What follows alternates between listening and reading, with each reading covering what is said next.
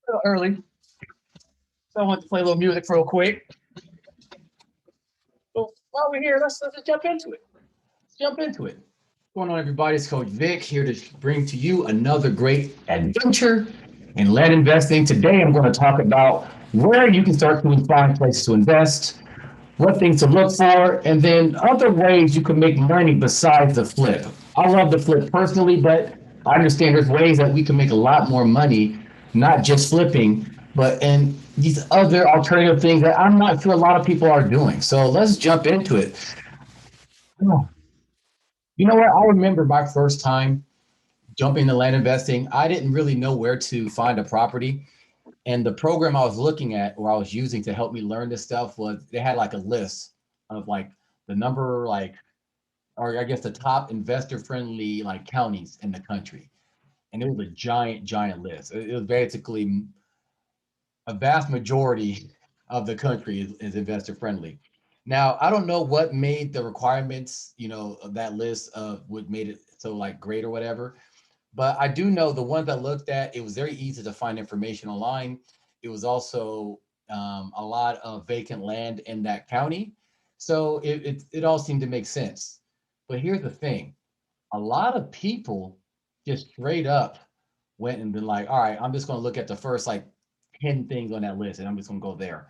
I don't know how many people actually went down that list and found these other places because Nevada, Colorado, just Costilla County, Colorado in particular, Mojave County in Arizona, and then maybe like Charlotte County in Florida or something. I'm going off the top of my head. The list was alphabetized, but it seemed like a very few places was really, really like popular with a lot of land investors, especially new land investors. And I never understood why. I mean, yeah, I can get the land cheap, but if a million people are selling the same thing, then it's going to be hard to make a good ROI just for the fact that what's the difference between my property and the next guy? Especially if we're all paying similar prices to acquire these properties and we're trying to sell for the same price. The only way you can really separate yourself is to do some type of improvement, which costs more money, or lower your price, which, at the end of the day, I guess it potentially gives you the same result, the amount of money you have in your pocket. And I remember in the beginning, it was very tough for me to sell. The first few properties sold, actually, it was very easy to acquire the properties at first, but it was tough to sell them after a while, just for the fact that number one, I didn't know what I was doing, but number two, I wasn't necessarily buying property that a lot of people wanted. I was looking at places that had a smaller buyer pool, and because of that, it just made it tough to kind of make this business a thing. And that was before I had to escape velocity strategy or anything like that. So what I'm going to talk about right now is the three things. And if you don't have a pen and paper, shame on you. Shame on you. I'm going to talk about number one, where to find property. Number two, I'm going to talk about my favorite areas in particular. Actually, no, I'll say that for the end. I don't know if I want to tell you guys that because that's my little secret. I gotta, I don't know if you guys are ready to become the master just yet. But anyway, where to find property, how to get them for cheap, and a couple of secret areas or secret techniques to actually find more property that a lot of land investors don't know about.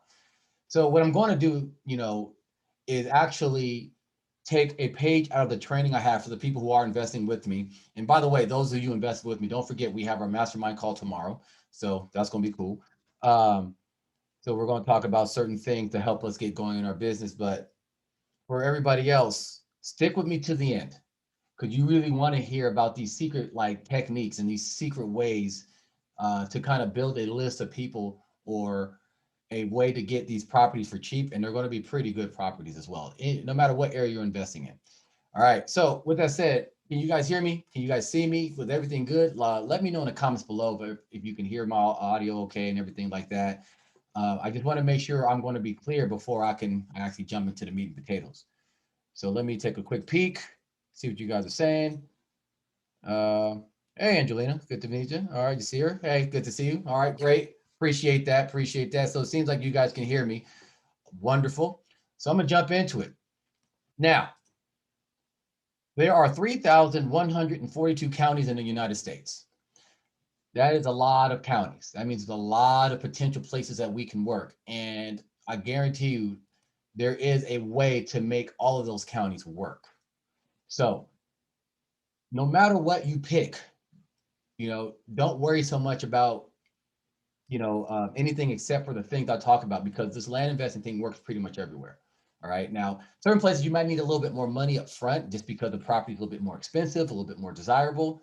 But at the end of the day, when it's raw land, people don't see the value in it right away. That's the part that's kind of funny to me, because without the raw land, you can't build that house. You can't put that skyscraper up. You can't put up that facility. You need the raw land to do anything. So, it's funny. I guess it's the same way people need to stage their homes before they sell it, because if they have all their random shit all over the place and the house stank and all that, the house may be the same house and it may be a wonderful house. But people walking in, taking a look, doing a walkthrough and all that, they don't, they can't see the value without, their imagination just isn't that strong. So maybe it's the same with land, but that's fine. Now, my favorite places to invest, these places have worked well for me, and maybe they'll work well for you. So I want you to write this down. Number one, Northern California. Number two, East Texas. And number three, Central Florida. Write those down. Now, the reason why those places have worked well for me is I look at it this way. Number one, they are big name areas that a lot of people know. So yeah, California's a big state, Florida's a big state, Texas, they're big states. But I don't focus on the entirety of those states. I look at particular regions, because certain regions are going to have a lot more area that's going to be rural and vacant and like larger than other places. So if we look at California, the Bay Area has a housing crisis right now because there's not a lot of land, but there's a ton of people who want to be here. Likewise, you look at places like in Northern California, way above the Bay Area, tons of land, not a ton of people want to be there. So there's a lot of places that people, or land will be available. And the good thing about that is people want that land for other reasons besides just living there. So when I was selling a lot of land in Mendocino County, for example, people want that land to grow hella weed and shit. That's like, hey, I want to grow pot. It's legal now. I want to grow pot. I'm like, okay, I don't know anything about that. I don't know if you can do that on this property or not, but I'll sell it to you either way and let you figure it out. When I'm looking at East Texas, people are looking to get away. They don't want to be too far away from Austin and Dallas and Houston and all those places, but they don't want to be in the hustle and bustle. People try to talk about how cheap Texas is, but guess what? If everybody's moving there, it ain't gonna be so damn cheap anymore. So there's no income tax in Texas, but there is property tax, and housing is getting tougher just because there's more and more people moving in. So now you got to have that urban sprawl. So things got to spread out a bit. But people want to avoid that. They want to find something cheap before everything gets run up, or they just want to get away from people in general. So in East Texas, there's a lot of land there that's really good, a lot of greenery out there. People want Central Florida. Hey, it's Florida, it's sunshine. You know how it is. Except the only thing they're worried about is hurricanes and flooding. Central Florida, they still have those problems, but it's less of a problem. And since it's Florida, it's still going to be considered premium property. You're still going to be close to some type of body of water. Um, and you're usually not too far away from the big like places like Miami or Tallahassee or Orlando or whatever, right? It's not that far of a drive. So with that said, those are the areas that's worked well for me. Now, besides the sunshine, all of these places are near some kind of water, right? Even Central Florida, right? East Texas is not necessarily close to water as other places, but it's not that far away from the Gulf, and more importantly, a lot of lakes. Some are man-made, some are natural lakes. There's a ton of lakes in Texas, so there's always going to be like a nice community near a lake in these areas. So for whatever reason, people, Eastern Texas has been like, I guess, kind of untapped. I don't know, maybe because it's not as close to Dallas as whatever, but another reason why it's popular. the populations are growing in these states as well. So you already, I mean, shit, Texas, we just talked about that a second ago, California, Florida. People are moving there. That's what it is. People are leaving California, but we got so many people here. It's what the second biggest state population wise. There's no shortage of people looking for land, looking for a property. So there's always going to be somebody who's interested in a property. So this is why these three places have been working well for me. As I said, big names. And honestly, the last thing, in my opinion, if you have something that you can add to this, please add it in the comments below. I'll check in a moment. Relative freedom. So what's worked well for me are places where you're easily able to put up a mobile home or an RV to live on the property, at least while you're getting started. Places that are a little bit more locked down and a little bit more restricted, you're not going to have as many buyers. And the ones that are buyers, it just depends on the area and how much and things like that. So the areas I invest in, if they're low dollar value, or excuse me, low dollar lots, they need to have more freedom. That way I can, get the most I can, but more importantly, sell them very quickly so I can get my money back and then some. If there's low dollar and there's a lot of restrictions, well, it's going to be tough to move because not many people want them. Those who can afford them, they're like, well, I can't do what I want with it. Those who can really afford it, they're like, well, this is not a nice enough area for me.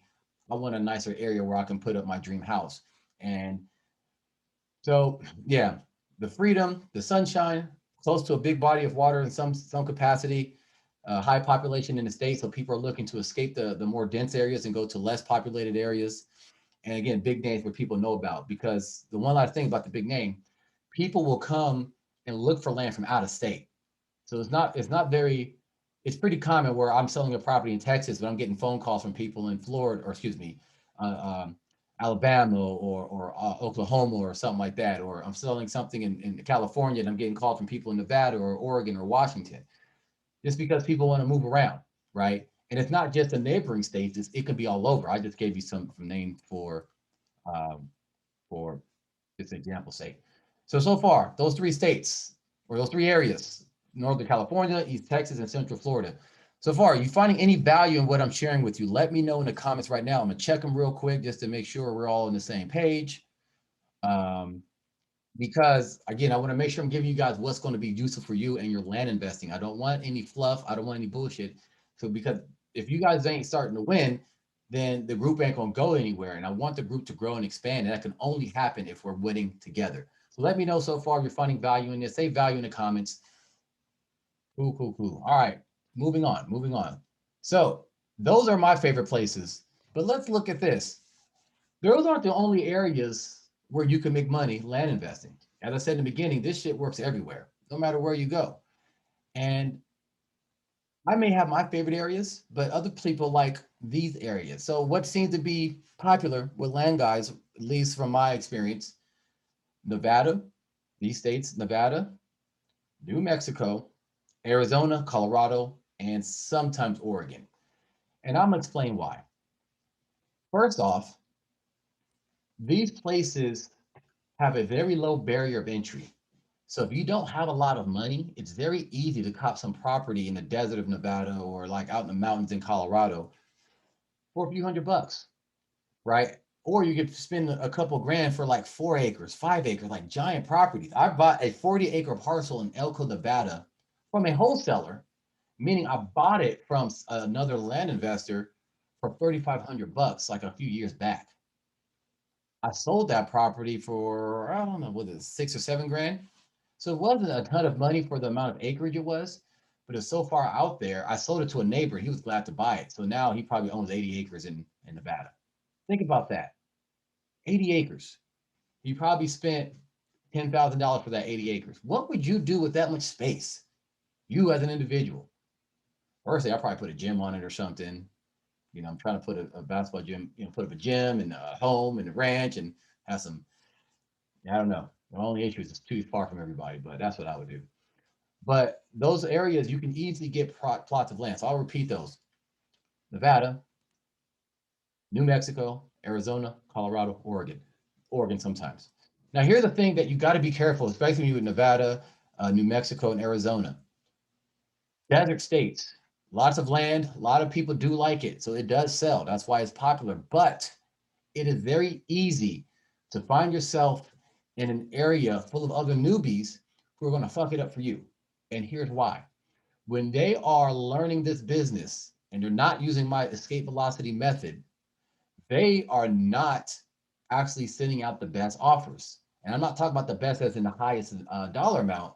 I'm talking about the best that's going to help you make more money on the sale. Help you make money as soon as you buy, really, because if you buy a asset that is worth 1,000, but you only pay 300 for it, you've already on top. You have something worth 1,000 that you paid 300 for. A lot of newbies, especially in these areas, in my experience, a property they shouldn't pay more than 500 bucks for, they're paying $2,200 for. And it may seem cheap because, when you think about property, you're thinking about hundreds of thousands of dollars. When you think about homes, like, hey, you buy a home for $100,000 and this and that. But if you're paying $2,200 for something you should pay $400 for, maybe $500 for, what are you going to sell it for? And that's when people try to sell that property for, I don't know, $4,000, $5,000. And then no one buys it. And they're wondering why. Like, well, I did the numbers and it's, I'm doubling or tripling the offer and this and that because you overpaid for it. And if you overpay, it's going to be hard to sell it for the price that is going to move quickly. Now, maybe you might find some sucker out there to overpay for the property. It's possible. But how long do you want to wait to do that? So when you are in New Mexico, Nevada, and Arizona, be careful. Understand that you will be facing competition. Now, you may even be able to get the property for a price that you like, but now you're also facing competition when you're selling. Again, it's not a problem. All land will sell, so don't let that scare you away. But you're competing with other people, and what's going to be the difference between your property and the next person's property who's in the same area going for roughly the same price? With that, that means you got to learn how to sell better. You got to learn how to market better. Um, And if you do have those skills, then it's not going to be an issue. That means you can sell anything. If you can sell like a property that's in an overcrowded area reliably, then you can sell one that's in a rare and desirable area even better, even faster. But yeah, it's just something to know because land guys love those areas. Oregon, as I said, is kind of depending on the area, it would dictate if people, will want it or not and things like that. But the less competition there is, so when there's not a lot of people sending letters or text messages or whatever it is to people who own property in an area to try to acquire it for, as a land investor, the easier it is because let's think about this logically. If I'm a landowner and I'm getting a letter from somebody that's saying, hey, I want to buy your property and I'm going to pay X dollars for it. I'm like, oh, okay, cool. I got something. It's a little low, but okay. Then I get another letter saying, hey, I want to buy a property and it's another amount. I'm like, oh, okay. And I get another letter and another letter from all these different people offering me this money. It's going to tell me, holy shit, I got something valuable here.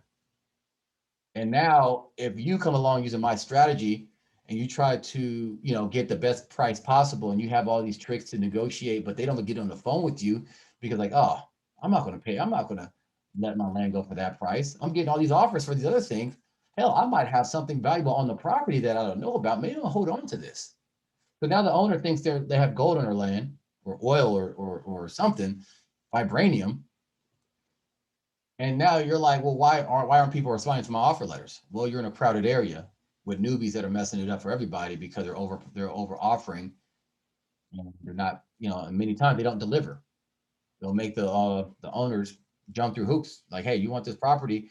Well, I need to get a deed from you first, and they do all these things that make the owner uncomfortable. And now you're going to be lumped into them, guilty by association. So yeah, there's something to watch out for.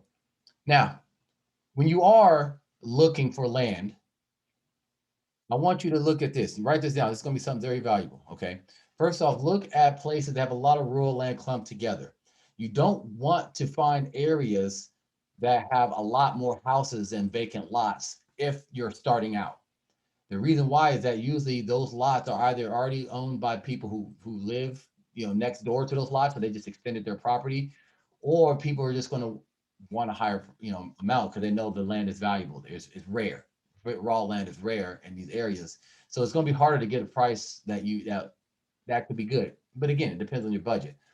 When you have a big area that has a lot of vacant land, not only is that land going to be cheaper, but if you can buy a lot of them, you can make the lots bigger, or you can get a nice little pipeline going. It's like having a supply, and you can start selling them one by one. And once you do the research on one, you know about all of them in that little area, maybe even that whole subdivision.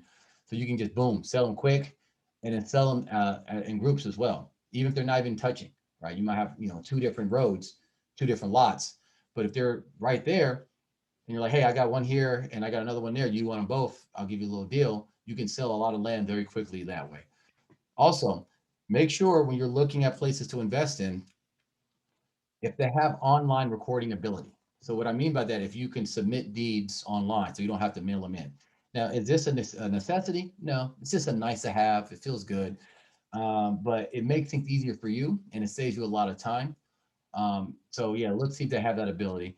A lot of the places in Texas, you have to mail them in these days. If you were doing this back in the day, they used to allow you to online record, but now they only reserve that for certain like mortgage and like insurance and housing professionals. So no more regular people like us submitting our own deeds. Not only, okay, so besides that, the online public record search, see how easy that is to navigate before you really jump into a county.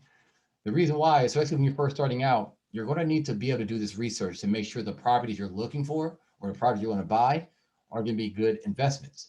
And if the online record search is too hard to use or is non-existent or you got to pay an arm and a leg to use it, well, that's going to be a pain in the ass. And you're not going to want to deal with that. So before you even start to contact people, see how easy it is to navigate that site, get familiar with it because eventually you're going to be using it anyways. And if it really sucks and you just can't do anything with it, and you've gotten help and you really tried your best, go to another county. I said there's over 3,000 counties, right? You don't need to just pick your first one and just have it, be the one you use forever and ever. Amen. All right. Finally, this is the most important thing. You really need to write this down, underline it, star it, highlight it, and all the shit. You want places, especially when you're first starting out, with minimal building restrictions. Write that down. And say it again. When you're first starting out, you want a place with minimal building restrictions. And here's why. Most of the lots you buy when you're first starting out will typically be smaller dollar amounts just because you're getting used to the business. You probably, I would imagine, minimize any risk or perceived risk. I mean, I've never had a deal go bad, but you never know. So you don't want to spend a ton of money for your first deal, right? As you're getting your feet wet. If you buy a lot that is small, that already limits the pool of buyers that will want it. Granted, a lot of people do want these smaller lots, but people do like more space in general. Even if they can't afford it, they want more space. So you're kind of limiting your pool of buyers. Most people who want small lots want them to live on. Most people who buy vacant land either can't afford or just don't want to buy a house. Or maybe they can afford it, but they don't have the credit to get the loans and things of that nature. So they're looking for land where they can put an RV or a tiny home or a container home or whatever it is on the property. If your property will not allow those things, you have a lot less people who are going to want to pay you. So this is why you want minimal building restrictions. Now, again, if you can buy property anywhere, I want to make sure I phrase this properly. It will eventually sell, no matter what. However, the key is to sell quickly. So you're not holding on a property and having that inner bench warmer in your mind saying, oh my God, I did this wrong. I didn't do it right. I don't know what I'm doing. And you start making rash decisions. However, if your property doesn't have a lot of building restrictions and it can allow mobile homes and RVs and all that, you're going to be in great shape. And as soon as you put that in your ad and you're selling, oh my God, your phone won't stop ringing. You'll get texts and emails, and you want that. That means you have something good and you're desirable, and hopefully you get something new. Now, once you are there, you found an area you like. You went to one of the states I talked about, or maybe you found another state or area. You found a place that had a lot of land, real land clumped together, so it wasn't a lot of houses in between. It had online recording or whatever. It had minimal building restrictions, so anybody who would buy the property from you can easily use it for their purposes. Now it's like, okay, well, who do we contact? Who do we talk to? Write this down. This is very important. Wait. Before I get into that, You guys enjoying this? You guys liking this? You guys finding this useful? Let me know in the comments below. You're finding this useful because this is important. I really want to make sure you guys get some good shit out there. I don't want you guys buying crap. I don't want you guys buying property and holding on to it for hella years because you guys didn't, know what to look for and you just kind of randomly and blindly did something. Because that's how I started. So if I can have you avoid the mistakes I made, you'll succeed much faster than I did. So just let me know in the comments if you're finding this useful. All right. Anyway, let's move on. So as I said, you found an area you like. You're like, yeah, this area looks good. I can find the info I need. All right, who do I talk to? Well, first off, we want to find people who are off market. We don't want people who are selling their property right now because they're going to want retail prices. We don't want retail prices. We want to find a deal. We want to make sure that we get something hella cheap because we're investing our money. So we want to put a little bit of money in or a little bit of money out into the marketplace and let it come back to me threefold, fourfold. So you can shower, I can make it rain in this bitch. Just make it rain. That's what we want. But it's not going to happen if you overspend. Now, it's not necessarily about the amount that you're spending, it's more about the potential to sell. Now, no matter what, though, we want to make sure we can spend as little as possible. So we need to find motivated sellers, people who are selling their property right now on the market on Zillow or Realtor.com or you name it. They could be motivated, but they want retail prices. They're not going to cut you a deal. Any deal that they cut you is going to be still within the range of a retail price. We want these things for pennies on the dollar. So for every dollar that the property is worth, we want to pay 2 or 3 cents for it. That's the goal. Doesn't always work that way, but it's nice to aim for that. So who are the type of people who allow such a deal to happen? Well, the motivated sellers are the ones who, for example, owe a lot of taxes. If they owe taxes, that means they either can't afford the property or they don't want the property and they're tired of paying the tax bill for something they don't want and they don't want to use. If we target those folks, they will definitely do a lot more deals than those who don't owe taxes and whose line is not on the market. So let's be honest. Most people you ask, like, hey, do you want to sell me your property? It doesn't matter if it's land or a car or a trinket or a lot less than you paid for it. You want to sell it for pennies on a dollar? Most people are going to say no.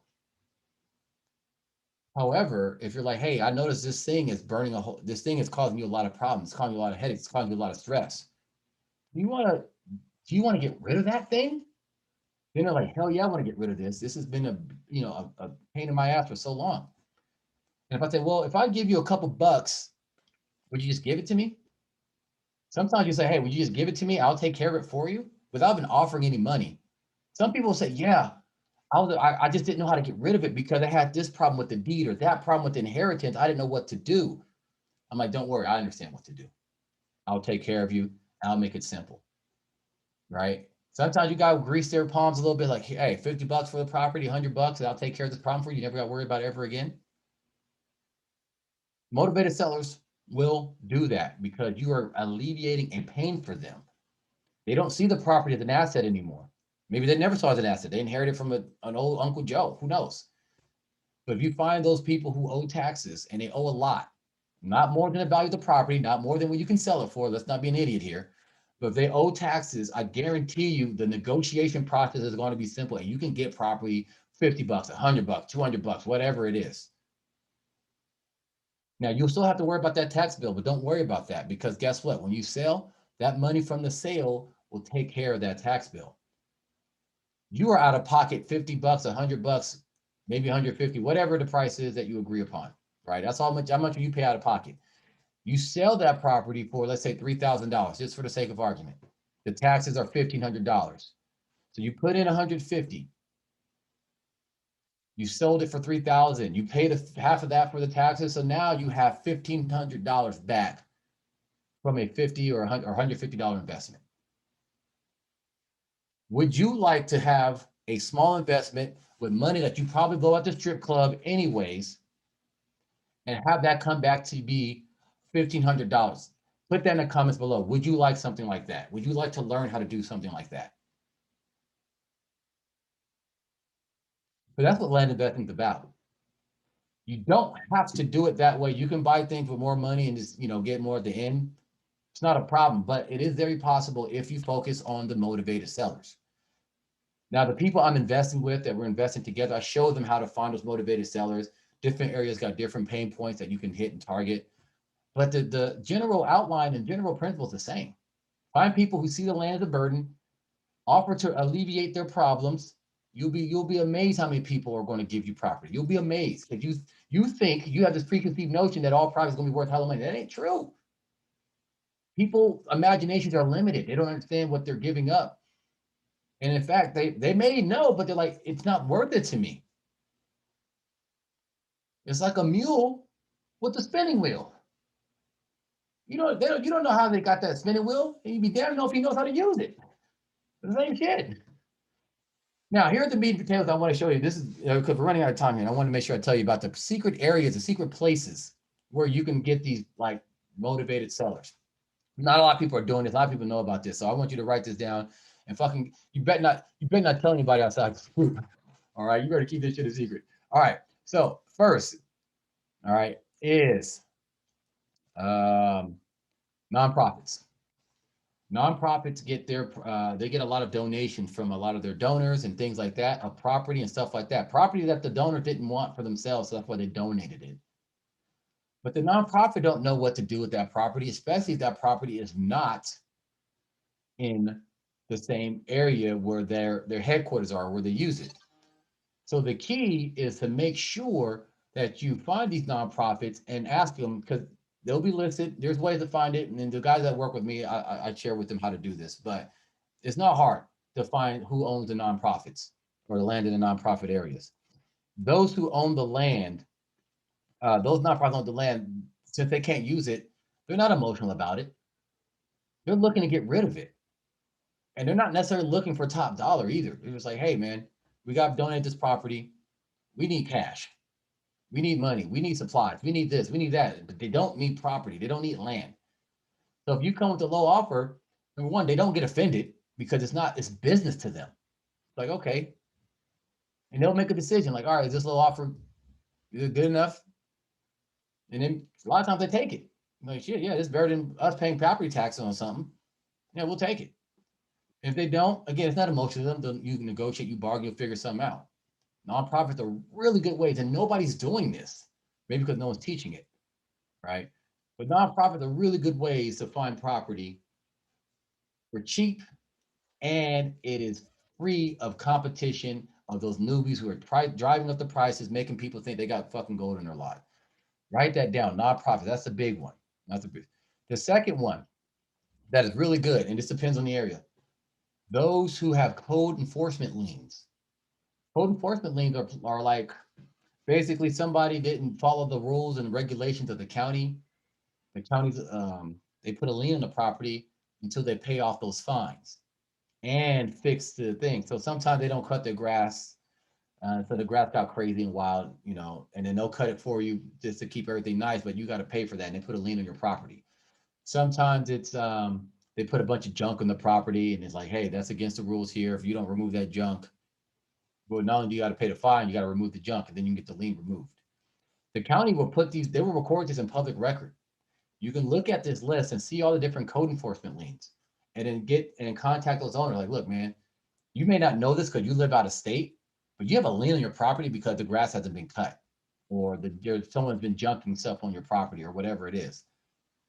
When people hear them, like, oh man, again, it's another burden for them because another thing to worry about and something that's out of their control. They can't stop the grass from growing unless they nuke the earth or salt the earth. If their neighbors are assholes and putting junk on their property, it's hard for them to stop that, especially if they don't live in the area. That's why when you come and you take advantage of it, they'll sell you shit for cheap. One of the properties I got from Florida, the owner, the neighbor actually put his mobile home lot on my lot. It was a burden to him. He sort of for cheap. But guess what I did? I'm selling it to the neighbor. So I'm making money from the play. But because, I mean, granted, it wasn't a code enforcement lien, but it was still like something that they thought was going to be good, turned out to be a burden. They wanted to get rid of it. So you have nonprofits who can't use the property for anything they need for their nonprofits. They're looking to sell it. They don't know how to sell it. They don't care enough. They're busy with running a nonprofit as opposed to learning how to listing property on Zillow, and you got guys with code enforcement lien. That happen all the time. People move, people leave, divorces, job changes, corona, all this shit affects everything. So now they're like, this property that I had high hopes for is a pain in my ass. I want to get rid of it. I just don't know how. No one seems to want to buy it. Especially with a lien on it. Who's going to buy with the lien on? That's where we come in. And here's one more tip about the lien. A lot of people don't notice, but you can actually negotiate that lien down with the county or the HOA or whoever put the lien on the property. Happens all the time. Like, look, man, look, I'm about to buy this property. I see that they owe $1,000 in the liens. I mean, what can we do to, so I mean, I'm going to take care of the problem, but what can we do to get these things down? A lot of times they'll work with you because they just want their money. More importantly, they just want the problem solved, the county that is, or the HOA. So they will work with you. So it may say $1,000, 2,000, 3,000, whatever the amount is. You call up the county, you call the HOA, or whoever put the lien on there from the code enforcement, like, hey, what can we do? And they'll be like, all right, I'll knock it down 25%, 10%, whatever it is. They'll give you a discount. So you're paying even less than what you thought. So now instead of paying the owner, you're paying the county, but you're still out of the same money out of pocket. It's because you're like, hey, I allocated this much money for the property. I'm going to pay this much. Okay, I guess 90% of that goes to the county and 10% goes to the owner or whatever it is. So that's how I break it up. So those are two good ways that you can get property that no one's looking for. People are always looking for the easy thing, and that's why these fuckers fail. They're looking for the easy shit. The easy shit don't always work. All right, it's great when it happens, but if you're looking for the easy thing, good luck. Good luck. The beautiful thing is, the things I told you about, it's not as hard as it seems. Right, and the people who are investing with me in our group, they understand that. So with that said, I'm out of time. I went over a little bit. I apologize. But if you found this useful, make sure you're sharing this information with people. Well, except for my secret things to do. You got to keep that shit between us. But I want more people to learn about this stuff. Land investing is good. With 3,000 something counties, and it's a small amount of people in this group. A lot more counties to go around. I can't hit them all. I tried. Can't hit them all. So if you found this useful and you want to learn more about this stuff and you want to take this seriously, put a comment below Pay Dirt. I will contact you personally. We can figure out how I can let you know what it looks like to work with, how we can work together and what that looks like and all that. And if it works for you, then great. We can figure something out. If not, that's all good too. Keep coming. I'll keep giving you gems like this. But in the meantime, enjoy some Super Mario 64, played by an actual band. Yeah, I'm like that. All right. You find anything useful, please say so in the comments. I love you guys. This is great. I'm having a good time. I hope you guys are too. Peace.